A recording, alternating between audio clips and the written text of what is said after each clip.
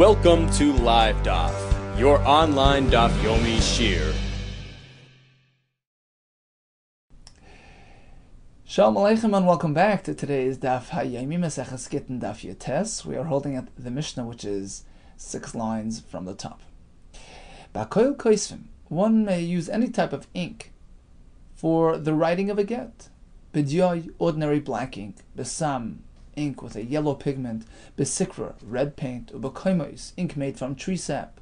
U'b'kankantum, black paint used by the leather makers, by the leather processors.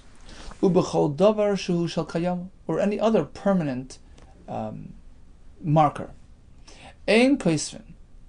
However, one may not write a get, like b'mashkin, using liquids, like peiros, fruit juices, or any other type of ink which does not last, does not have a lasting imprint. So that's in terms of ink. What about in terms of writing material upon which to write the get? Alakol koisvin, here as well. No limitations, no restrictions. You can use any type of writing material, even on a ala olishal zayis, on a leaf from an olive tree. Vala keren shel para, a horn of a cow. But v'noisen las apara, he must make sure to give her the entire cow. He can't chop off the horn upon which the get is written and to give her the horn, because one cannot make a interruption between the writing and the giving. It has to be on the same item. You have to give her the same item that the get was written on. You can't chop it off and give it to her afterwards. The same thing with al yad shel eved. He can actually write the get upon the hand of his slave. V'noisen l'sa eved, provided he gives her the entire slave in the process. But basically, the Omer, no, that's going a bit too far. In koisvin lo yal davar sheyesh bo ruach chayim, one may not write a get on a living being, v'lo yal ha'oichlem, nor on foods. So we have the list of qualifying inks, and the Gemara will explain each one. What is dyoy? Dyusa. That's your standard ink containing the standard ink ingredients.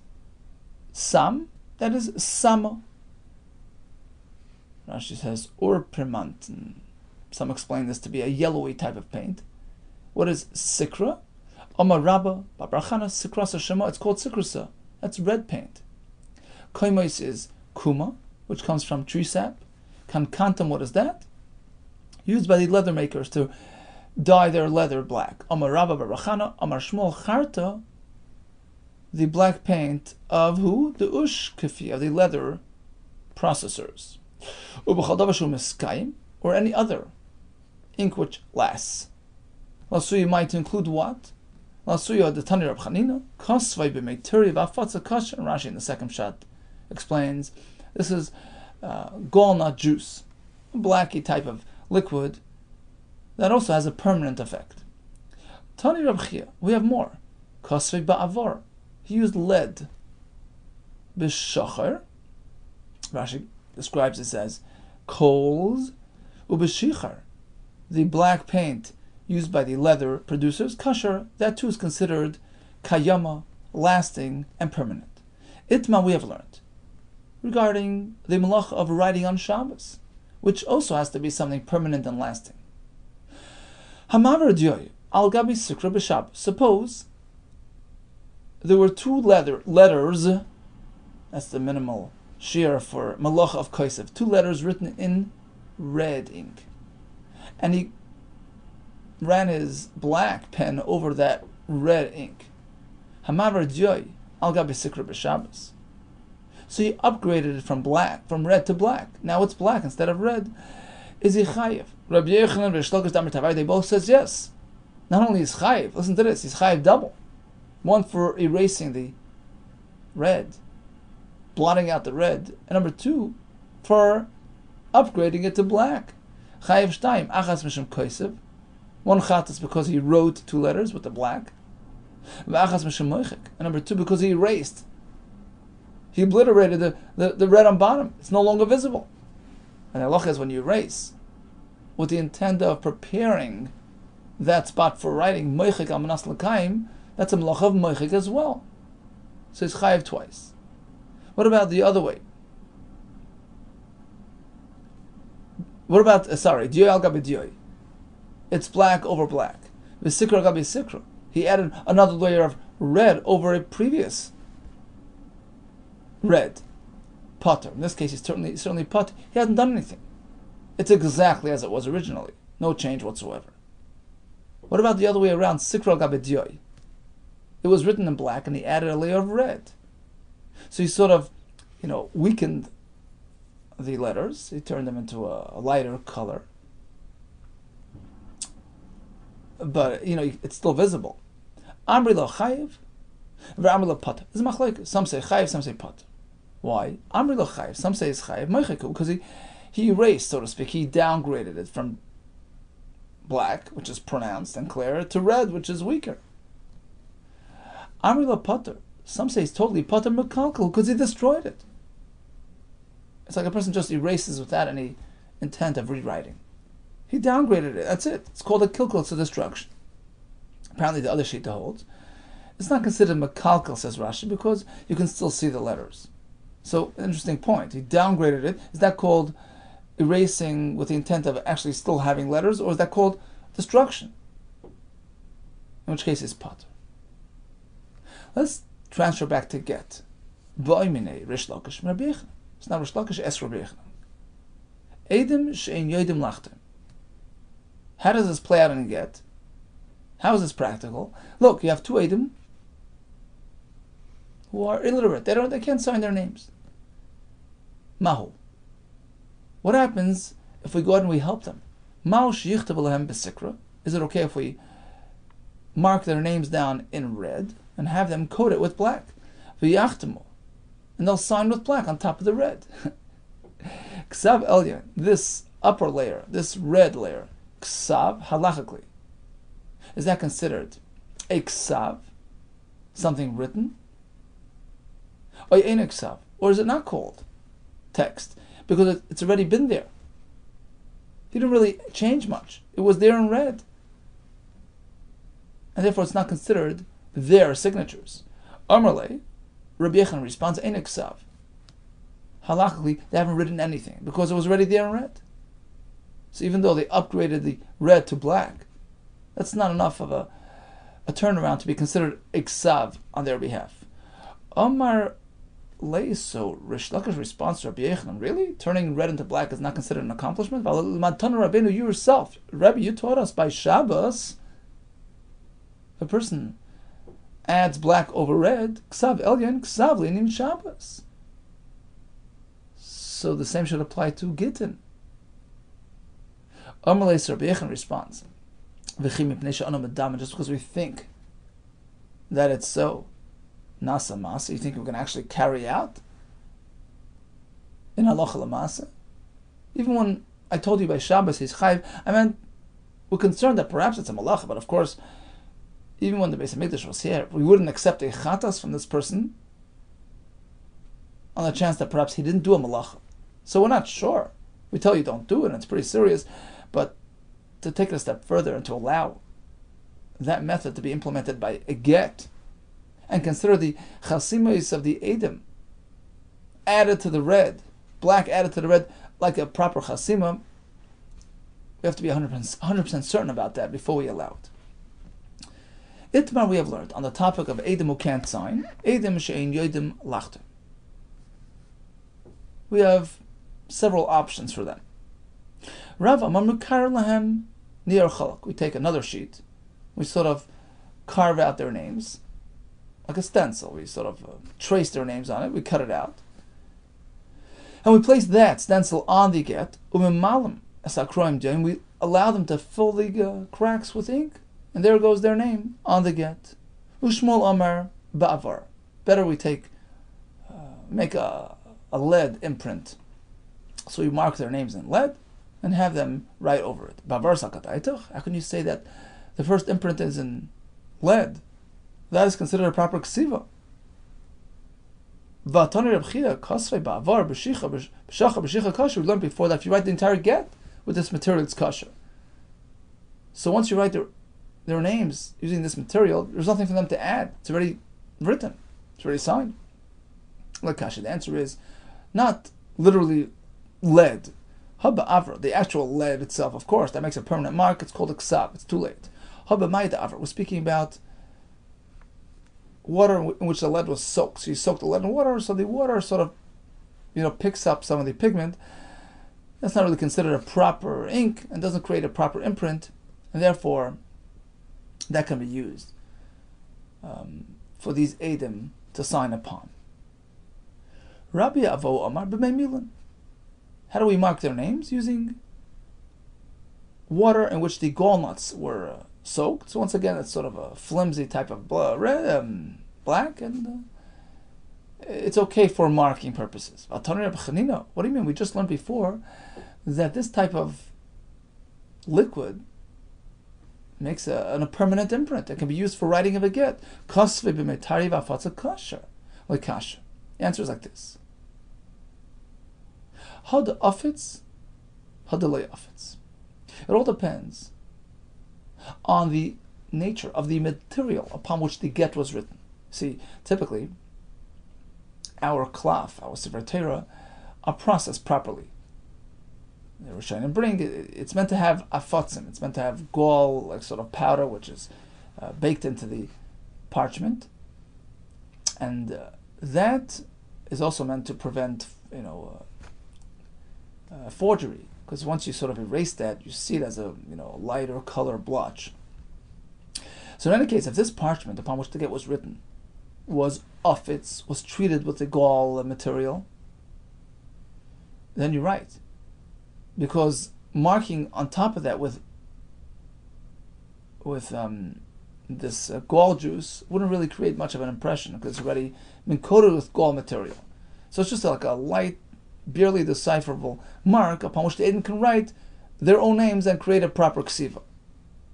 Because the marking beneath it is insignificant, there isn't much of a contrast between the marking and the parchment beneath it. But the loy afetz, when the parchment was not treated with the afatzim material, then there's a concern because using mei milan, which is basically the same material, the gall system, on the parchment which had not been treated, is now visible.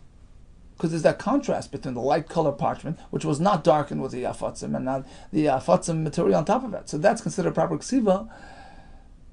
Too late for the Eden to add their names on top of that. So if it's loy afetz, then you're okay. But if it was already, if it was loy afetz, if there's no gall material on the parchment, in that case, putting the mei milan, the gall material on top of that, creates a contrast, and that's called a ksiva on its own, and too late for the Eden to add their names. But if it was already treated with afitz, then there's no concern with adding more marking on top of that using the same material, she'ein mei milan, agav mei milan, because this gall material on top of more gall material is is barely noticeable and is not considered a proper ksiva. It's not nikar, not discernible, and therefore that serves as a proper marker for the edim to sign upon. What else can we do with these edim? Rapapa mabaroik. We mark the names using saliva. The same was ruled by Rav Papa, le Papa Torah, to this person Papa, who was a ox dealer. Baroik use saliva. When do we allow this type of system to assist the edim in their signatures? Strictly by GITTEN, because time is short. The husband might skip town. She might remain in Aguna. If these are the only edim we have on hand, we have to help them get their signatures on the shtar. Avo b'shtaris. But concerning other documents where time isn't so critical, well, then we don't allow this system to be employed. If you know how to read and write, you're invited. Otherwise, we'll find somebody else. Because it's not the best way to sign, and in terms of verifying their signatures later on, discerning, handwritings. Obviously, this doesn't say much in terms of handwriting. So it's a very limited type of thing, and therefore we only allow it by GITTEN. In fact, there was a story about a person who actually employed these systems by other types of stories. Rav Kahana was very unhappy, and he actually gave him Malchus. Why'd you do this type of thing to be machshir these types of Eidim?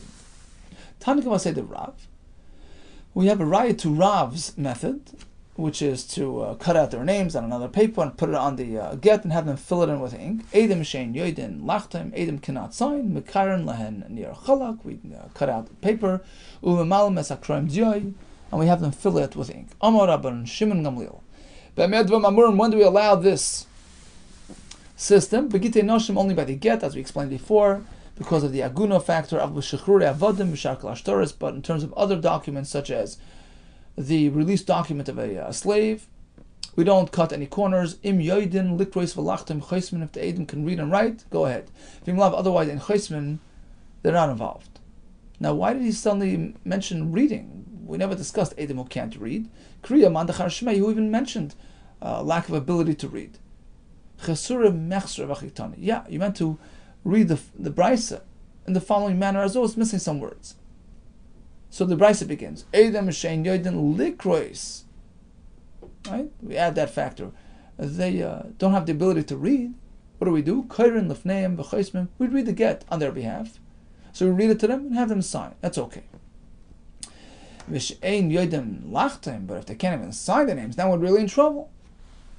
Tanakama says, well, we can still help them out, have them fill the blanks, and Rabban Shimon Gamliel says that heter is strictly for Gittin.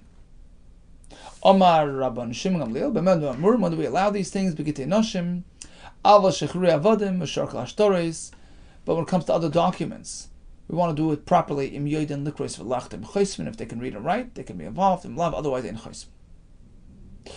So why do we allow a special dispensation for Gittin? Omar Belazar, my time with Rabbi Shimon Gamliel, that Gittin are allowable. Shelo yehu b'nei Yisrael agunis. We don't want to allow create a situation where it's difficult to get a get and a Jewish woman might remain stranded. So we have a machlekes. According to Tanakama, these systems can be applied to other documents as well. According to Rabbi Shimon Gamliel, dafka by Gittin. Amar Rabba halacha ki Rabban Shimon Gamliel. That's how we paskin. We only allowed for Gittin. Rav Gamda Mishmei the Rava Amar ein halacha. Ki Rabban Shimon Gamliel. We don't paskin like that. Asks the Gemara, what do you mean? Be'elakaman. So who do we rule like? Ki Rabbana, like the Tanakama that allows us for other documents as well. 1 second. But what happened to that story with Rav Kahana, who actually punished that person? V'ha'uvda. What about that story? V'ha'huda avad uvda b'shar shtareis. That person who employed this system by other shtareis. V'nagdi Rav Kahana, and Rav Kahana punished him. So here we say that we paskin like the Tanakama, that we can do this by other documents as well. Answers the Gemara, well, it depends. Remember, we're dealing with two different difficulties: reading difficulties or signing difficulties. Tirguma akriya. When we say that ein halacha, we don't paskin like Rabbi Shimon Gamliel, who limits it to Gittin. Rather, we paskin like the Rabbanan, that we broaden it to other stories as well. That's only if the Eidim cannot read. That's not as bad as not being able to sign. So if it's a question of not reading, so yeah. So then we pass like the Rabbanon, we can help them out, even when it comes to other stories, as long as they're signing their names.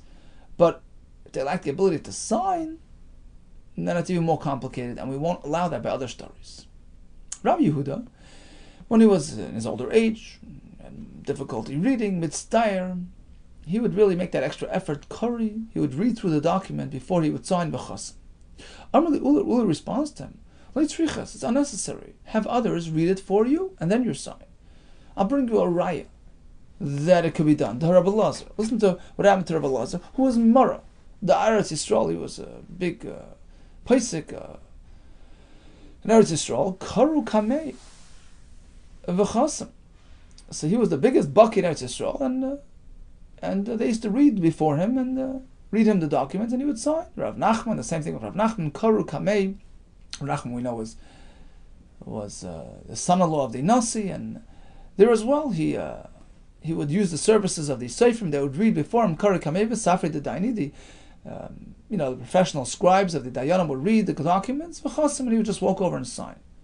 Says the Gemara, but you want to make sure it's really true, so therefore v'davka Rav Nachman v'safrei Daini. Only if you have that combination of Nachman, who was commanded their respect and their They feared him, and was speaking about the professional, scribes who do it for a living, the Islu Emsa, because they have that fear of misleading him and forging. So we know that they're reading correctly. Aval Rav Nachman, but if it's not that combination, just one or the other, Rav Nachman v'Safrei Achronim, if it's Rav Nachman, but other Seifrim who aren't necessarily bound to their reputation, or Safri Daini, or you have the professional Seifrim, but v'Inish Achronim with another person, not Rav Nachman, who they don't necessarily fear, Loi, then we can't be sure that they're reading correctly, and you'll never know unless you read it yourself. Says the Gemara, Rav Papa, he had a story. Whenever a Persian written shtar, a shtar written in Persian, would be brought to him, the Ovid Bar Shel Kusam, which was issued by the non-Jewish court system. So what would he do? So let's say it was a shtar chayv, a loan document.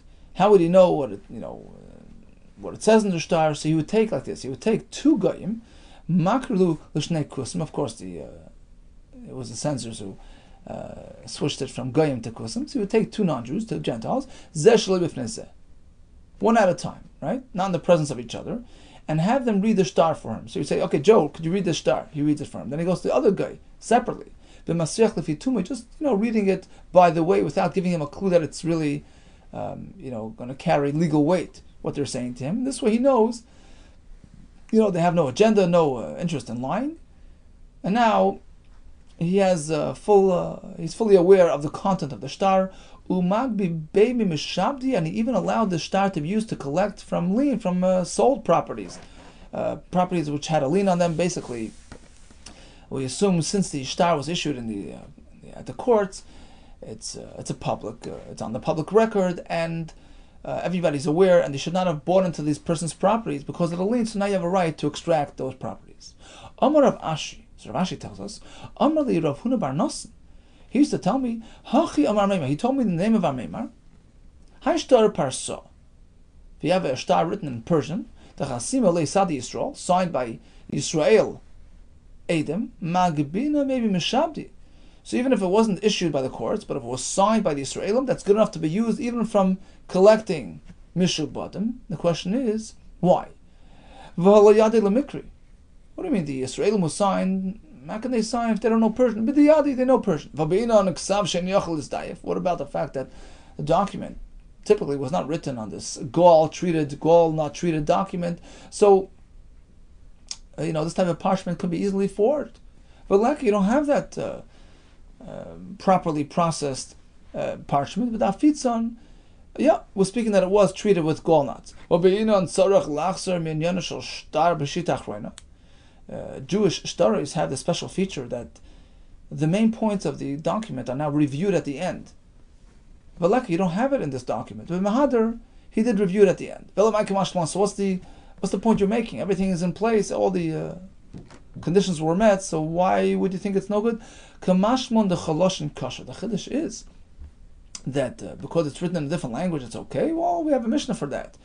A get can be written in any language, and certainly a regular document like a Shtar Chayv Tanina. Listen to this Mishnah. Get Shekasva Ivris. A get was written in Lashon HaKodesh, Lashon Ivri, Ve'edav Yivanis, and the Edom signed in Greek, or the other way, Yivanis, the get was written in Greek, Ve'edav Ivris, and the witnesses signed in Ksav Ivri. Kosher, it's okay. So what's the point of telling us about the Shtar, Persian Shtar, that it works? Says the Gemara Imaihi. If only from that Mishnah by get, I would say Havamina. I would say Hanamila begitten. Perhaps it's a special discount for Gittin to make it easier for the Isha to get her get. Al b'shar shtoris labor. When it comes to other documents, we insist that it's written in Lashon HaKodesh only Kamashmon. The Chiddush is it works. Amar Shmuel. Here comes the Chiddush. Nasan lo niyar chalak.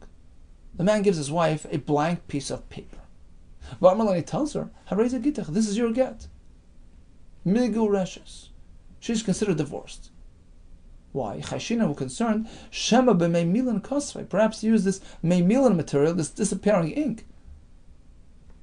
And although there's nothing there now, but it was fully written at the time of issuance. Meisvei says the Gemara have a kasha. Harei gittach. A man gives his wife a get. He says, here's your get. And she takes it and she throws it into the ocean. or into the fire, or any which way that she destroys it. He tells her, look, actually it was just a joke. Shtar pasamu, shtar amanu. It was a different type of document. It was a document that somebody gave me, pretending that he borrowed money from me. Shtar piyusim, Rashi says, to appear like I'm wealthy. People owe me money. Sort of a doctored invoice. Shtar amanu. It was a loan document which was sort of written ahead of time, with the full trust that he won't use it unless it's actually actualized. In any case, I was just telling you stories. I told you it was a get. It was really another document that I had in my drawer that I gave you. Migureshes. She's considered divorced. He has no right to consider her his wife and make her usher on everybody else. Says the Gemara, it would appear from the Brisa that it's only because there was some sort of, we noticed some sort of text on that sheet of paper that they gave her, and since he declared it as a get, we assume it was a get, and he has no right to backtrack. But if it's totally blank, the Brisa would have mentioned that as a bigger chiddush. Even a blank paper poses a concern. Apparently, a blank paper never poses a concern, and it's inconsistent with Shmuel, who says you never know. Even if it's a totally blank paper, today maybe it was filled yesterday with disappearing ink. You're right, Shmuel never meant the way we thought he meant. He never meant that a blank paper today posed a concern. Perhaps there was some ink there before. No, we have to check it. It's some sort of, as she says, some sort of chemical agent, which is sort of used to examine this piece of paper. So they coat they apply this agent onto the paper. Pull it, and then if the letters surface, it sort of brings out the meilin, the disappearing ink. If you see it now, fine, then you see that it's a get. If you pull it, but if there's no letters appearing, lav klumu, you just ignore the whole thing, the whole story. So you're right, Shmuel just meant, be careful and don't just ignore what he's saying. He said it was a get, okay, do an examination to determine. What do you mean? Even if you apply this chemical and some letters appear, big deal, hashto de pullet. It surfaced now. Who said it was there before? Maybe when he gave it to her, it wasn't there. Shmuel nami. You're right, Shmuel never meant she's certainly divorced. He meant to say there's a real concern. So once again, Shmuel speaks about a case where he gave his wife a blank piece of paper. He tells her, well, this is a get, meaning it's a paper that's been discovered as blank. Go examine. If you see some letters surfacing, maybe they were somewhat discernible when he gave it to her, and therefore you can't just let her go. We have to treat it as a suffix divorce. You can't marry a kohen, etc. Amar Ravina, Amar li Amima. Amima told me. Hachi Amar Merema. Merema told him Mishmei Rav Dimi, the name of Rav Dimi. Hani Beit Trei. Do you have Gittin Kamayu? The two Eidim, in front of which the get is being issued to the Isha. If they want to serve as Eidim Yisira, they have to first read the get, make sure it's a proper get. Meisvei, really? Is that so? The Brisa says, Areza Gittech. That was the Brisa before. He gave her a get. He told her it was a get, and she took it and destroyed it. He turned around and he says, well, that wasn't even a get, it was just a joke. Shtar pasamu, shtar amanu, a different type of art, different type of document. Migu reshes, we treat her as divorced. Too late. V'lav kol amenu la'isra has no right to hold her back. Now, if the Edom who were meant to read the get, then the whole story doesn't begin. If you tell me the Edom have to read it, basar the karyua, well, after they read the get, how could even claim as such that it wasn't a get? Like tzricha, the answer is that was speaking the basar the karyua. Really, they read it, but after they finished reading it, he took the get and put it back into his, in his pocket. V'afken, he took it back out, and he gave it to her. And then he claims it was just a joke. I did a magic trick. I switched it with a shtar pasam. Perhaps I would say chilufi chalfe. There is a concern that he switched it with something else, and what he gave her was not really the get. Kamashmon the chiddush is no, we don't have to go that far. They read it as a get, and he gave it to her. We assume it was the same piece of paper. There was a story with Augavra, this person, the Zarak L'Gita L'Tvisu. So he tossed the get to his wife, Lebeini Dani, to be in between the barrels. He threw a get in between the barrels, and he told her to go fetch it. That's your get. Ishtakach mezuzah. They went to look for it. They found a mezuzah lying there. Omar of Nachman, mezuzah beini dani l'shchicha. You know, it's very unlikely. It's a very unlikely place to find a mezuzah. And the fact that they discovered a mezuzah indicates to us that's probably the document, so to speak, that he tossed for her to take. It wasn't really a get; it was just a play, just a joke. That's only if you found one mezuzah. Then you attribute that to the item that he threw. Aval beis v'gimel. But if you find a couple, 2, 3, and you know that he only tossed one item into that area, then you have to start thinking. Since the other 1 or 2 that were not tossed by him now were certainly there before. Remember, he only threw one thing into the barrels. So if those were there, and those were mezuzahs, nami havoy, then there's a real concern that perhaps this third mezuzah now, the other 2 were there before, so perhaps this one here was also there before. And you can't be sure that he threw her a mezuzah. The gita, what about the get that he may have tossed in that direction? Amor, there is a concern, maybe achbarim shaklu, maybe the mice hauled it away. So, you see, the difference is like this. If you only find one mezuzah, and you knew he only threw one thing, you attribute it to that. This is probably what he threw, because the mezuzah is not typical for beini dani, between barrels.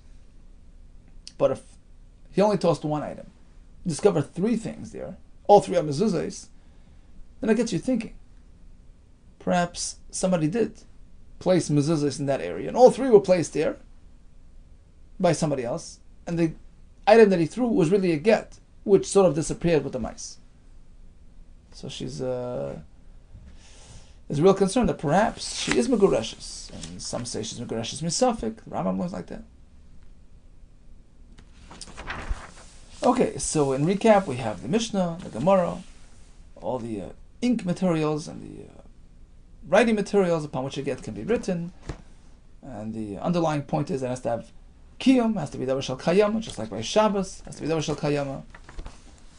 The Eidim don't know how to sign. We have a special heter by GITTEN. We read it for them. We sign. We help them sign it, whether it's by carving out their names, whether it's marking with saliva or other types of markers. We have the halacha here about reading the get in front of the Adam Chashev when we know that it's a reliable reading.